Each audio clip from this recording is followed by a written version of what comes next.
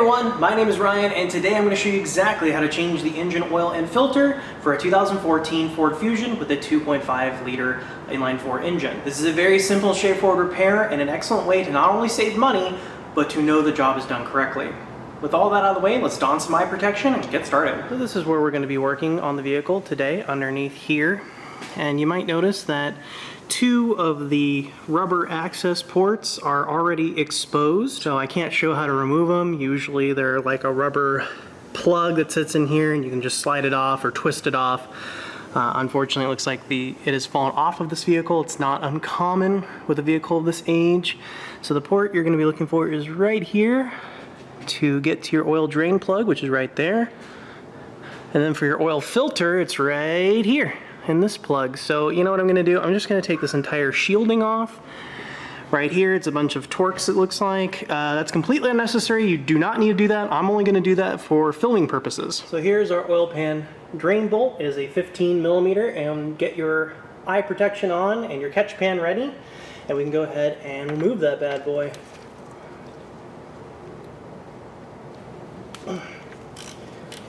Usually you just break them loose and then you can just get them out with your fingers. Ooh, nice. Perfect. I'll make sure that O-ring right there inside of it comes with it.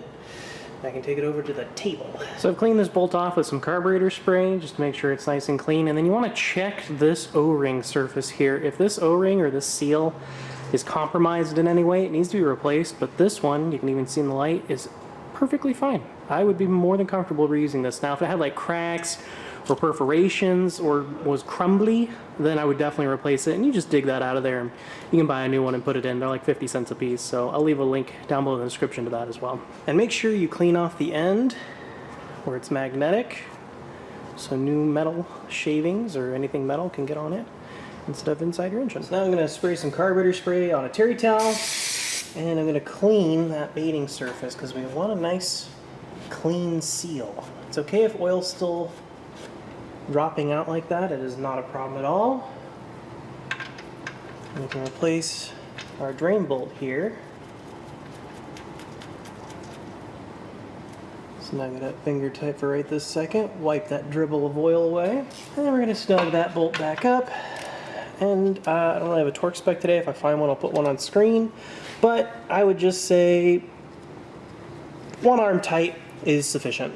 Don't go crazy. This is an aluminum pan and it is super easy to pull the threads right out of it. So here's our oil filter I showed earlier, and sometimes you can just reach up there and grab it off.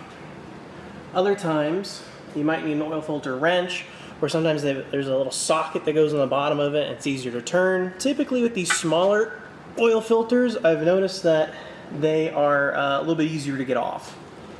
It's the wide diameter oil filters that usually are the pain. So once it starts dribbling like that, we can just let it dribble. I mean, you can keep going if you want, but you're gonna make a big mess. Usually it's better to just let it dribble for a moment. And we can just remove it the rest of the way. Just like that.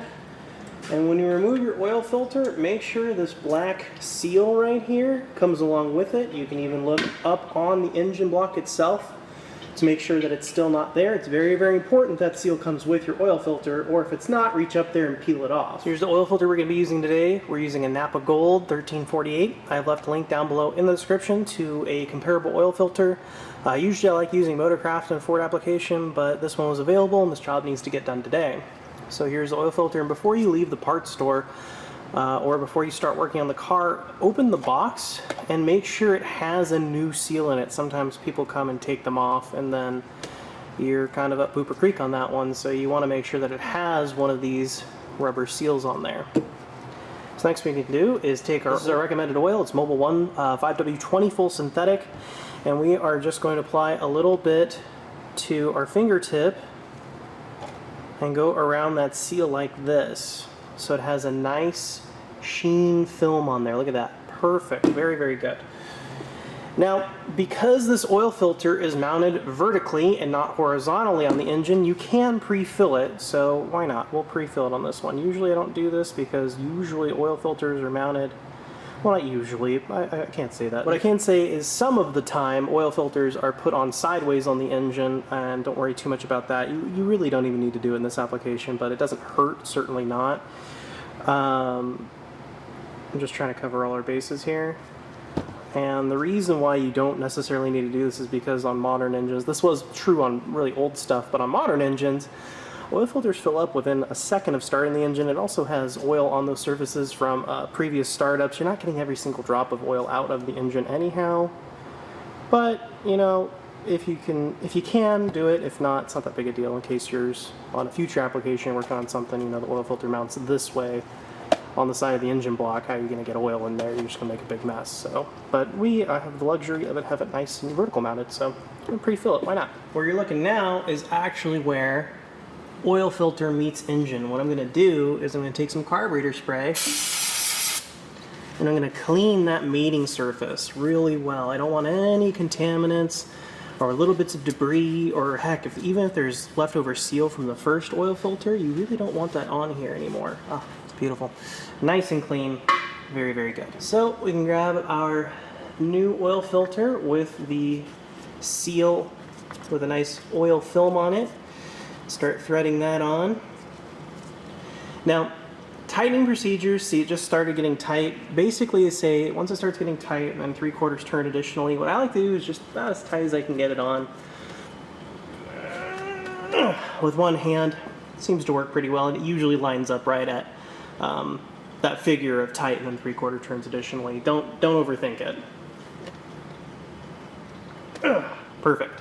So right here in the engine bay is your oil fill port on top of your valve cover. We can go ahead and remove that cap and place our funnel. Now, the oil fill capacity when you do an oil change like we just did is 5.7 quarts. So you can just go ahead and put 5.7 in and hope you're right. But what I'm going to do is put 5 in and check it. Here's our first quart there. There we go, that's quart number 5. So now I'm going to go ahead and check the dip tube. So now with the clean terry towel, we can go ahead and remove our dip tube and clean it off. Insert it back into its home, all the way down. Pull her all the way back up. And we can get a look at what our oil looks like. It's kind of tough to tell on camera, but you can see most of the oil is right here, just at the end of my thumb, where the cross thatching is. So with 5 quarts in, it seems to be pretty full, but what we're going to do is we're going to start the engine and check it again. So we can go ahead and remove our funnel, put our oil cap back on, and start this thing, let it run for like 40 seconds. Doesn't have to be very long.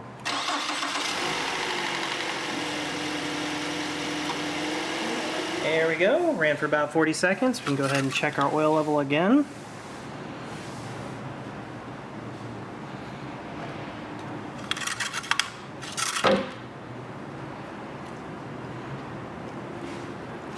Oh yeah, see? Check that out.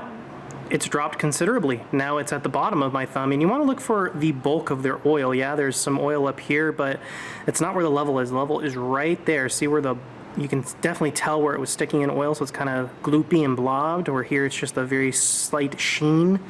So we can tell we're actually down pretty much an entire quart. So I think 5.7 quarts is right on the money. So we can go ahead and add that extra 0.7 quarts or so. Honestly, it looked like it was down a whole quart to me, but we'll add that 0.7 and go ahead and check it again. And the reason you want to be so careful about this sort of thing is because it is really easy to add oil. It's pretty difficult to take it out in precise increments, so it's better to just add in increments and get it just right than to put a bunch in and then have to take it back out. That'd be really annoying.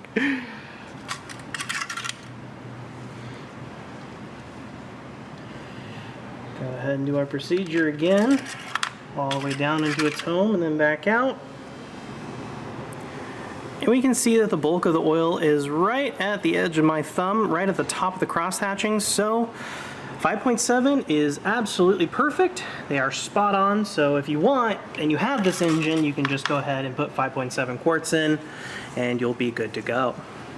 Remove our funnel and replace our oil cap, just like that. Perfect. So that's how to change the oil on a 2014 or thereabouts Ford Fusion with the inline 4, the 2.5 liter inline 4. This is a very, very simple and approachable, straightforward repair that anybody could do in a garage type situation, as long as you have a nice flat floor. I've also left a link down below in the description to exactly how to safely jack your vehicle up into the air to get underneath it so you can do this service. This service is imperative to your engine running correctly. You need to do this every 8,000 miles. I don't care what the bottle says. If it's synthetic oil, it needs to be 8,000 miles in this particular engine. There's some engines, I wouldn't even go to 8,000, like on the Ford 5.4 liter 3 valves. I put synthetic, that's the truck I own, I put synthetic in it, and I change that every 3,000 or when it starts to look a little dark, because that engine's really sensitive. This one, don't worry about it so much, but 8,000 miles, don't go a mile over that. Doing this at home is gonna save you oodles and oodles of money. This only costed me, I don't know, 35 bucks in materials and a little bit of my time. Probably only took me, if I wasn't filming, it'd probably only take me 20 minutes, thereabouts. And if you were to take it to a dealer, I'm sure they would charge you at least $150, if not more. So it's my little tip for you. Do this at home, very easy, very straightforward, and completely doable in a garage type situation. And you only need one wrench or one socket. Thank you so much for watching. I hope I've earned your like and subscription here today on YouTube. If you have any questions, please feel free to leave them down below. I'll see you next time.